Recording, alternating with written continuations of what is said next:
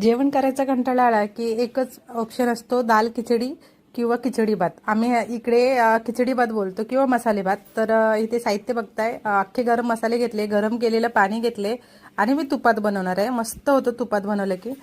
शहाजीर अख्खे गरम मसाले घातलेले आहेत, एक उभा चिरलेला कांदा, एक टोमॅटो, इथे पुदिन्याची पावडर करून ठेवलेली आहे मी. ऐन टायमाला बरे पडते.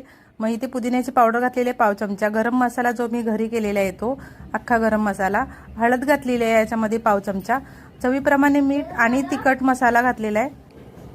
ते आवडीप्रमाणे आपण भाज्या घेऊ शकतो. इथे माझ्याकडे मटर, गाजर, फरसबी, फ्लॉवर आणि बटाटा घेतलेला आहे. तांदूळ थोडंसं भिजत ठेवलेला 15 मिनिटं अगोदर आणि स्वच्छ धुवून तो ठेवलेला आहे. इथे वाडा कोलम तांदूळ वापरलेला आहे मी. आणि पाणी घातलेले, गरम पाणी घातल्यामुळे कसं भात मोकळा सुटसुटीत आणि पटकन होतो. कुकरच्या 3 शिट्ट्या काढून घेतल्यात, वरून थोडी कोथिंबीर घातली आणि बघू शकता कलर काय भारी आलेला आहे आणि एकदम मोकळा सुटसुटीत असा हा भात झालेला आहे. याच्यावरून तुपाची धार थोडीशी सोडायची आणि लसूण चटणी बनवलेली आहे मी, म्हणजे ग्रेव्हीवाली, आणि लोणचं.